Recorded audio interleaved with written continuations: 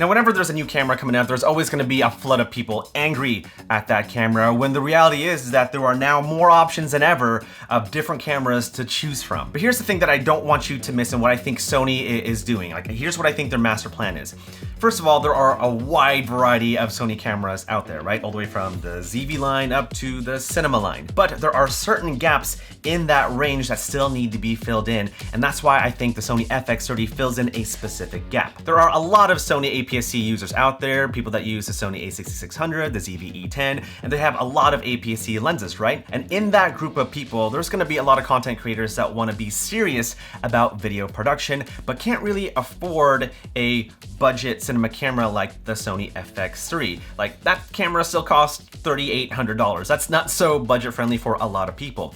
But for $17.99, that's going to appeal to a lot of creators out there that want to take their video production seriously. I mean, think about it. If you get an FX3, you also got to get like full frame lenses and rigs and all this stuff. I mean, it's going to be very pricey to have a full-on cinema rig. But with the Sony FX30 at $17.99, well, now you have more room in your budget to get lenses, a mic, a gimbal, or easy rig, or whatever you need to get to take your video production to the next level. This is where the Sony FX30 fills in that gap. Again, just more camera options for us to choose from. There's still not going to be a perfect camera out there, but now there's going to be another camera for us creators to choose from a wide range of cameras out there. Now, I don't have the Sony FX30 right now. I will very, very soon, probably within the next week or so, but I was part of the press briefing, and so I'm gonna share some of the features, some key details that I think you should know. Now, the Sony FX30 is a Super 35 cinema camera. It is not full frame, it's a crop sensor camera, and I know that might be a problem for a lot of you, but honestly, it's not that big of a deal. In fact, a lot of stuff that I've been shooting in slow motion has been in 4K 60 crop with the Sony Alpha 7 IV, and with video clips like these, like, you can't tell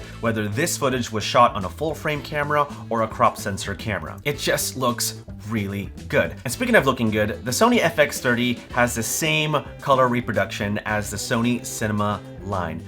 That's huge. I mean, that alone is worth getting the camera if you are serious about video production. I mean, if you want Sony FX6 quality video or Sony Venice colors, well, you can now get those colors with a very budget-friendly cinema camera in the FX30. And just like the FX3, you can import your own LUTs. You can use S-Cinetone, you can use Cine-L. Of course, you can use S-Log3, recording 4K video, 10-bit 422 internally.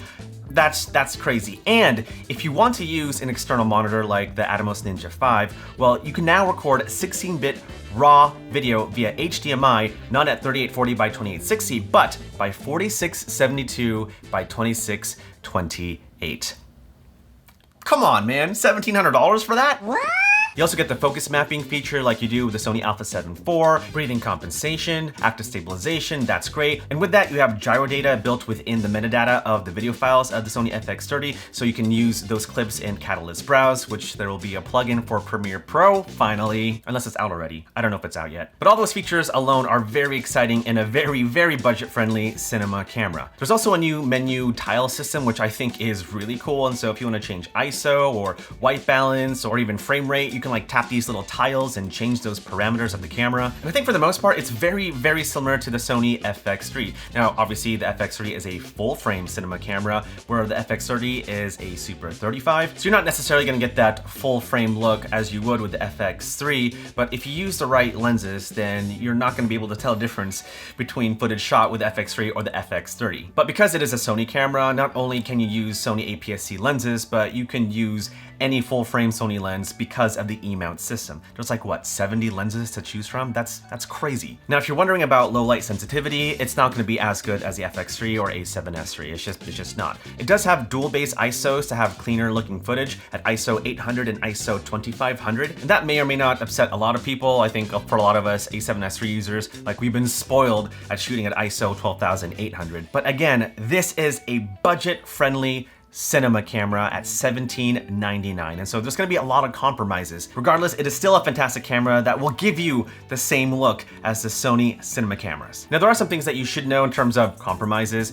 It does film 4K, but when you're filming 4K 120, there is going to be a 1.6 crop. But filming at HD 120 or HD 240 frames per second, you get the whole full width of the Super 35 sensor. And a huge benefit to having that Super 35 sensor is that there is no rolling shutter, and so you don't have to worry about that wobbly jelly thing if you're panning left and right, like no rolling shutter in the FX30. Of course, autofocus performance is going to be spot on. It is a Sony camera. Sony just kicks butt when it comes to autofocus. Look-wise, it looks exactly the same as the Sony FX30, except it is going to be lighter. Same exact cooling system with the fan and the heat sink. It has USB power delivery, so that means it supports fast charging. Very cool. And it's a camera that I feel is going to grow with a lot of creators. Again, camera gear is expensive in general, and so getting a budget-friendly cinema camera like the FX3 at $3,800 is maybe not so budget-friendly, but at $1,799, you're actually going to afford a cinema quality camera in the FX30. And if that sounds like you, and especially if you already have a Sony APS-C camera like the a6600 or ZV-E10,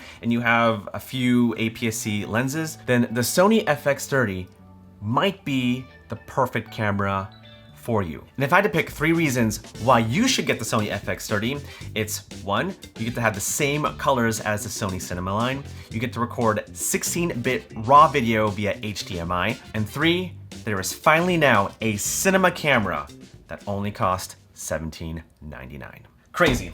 Absolutely crazy. Well, I will be getting the camera very soon, so if there are certain things you want me to test out, let me know in the comments below. But yeah, thanks for watching, thanks for hanging out. Make sure to watch the other creators' videos if you want to see footage of the Sony FX30, and I'll see you in the next one. Peace.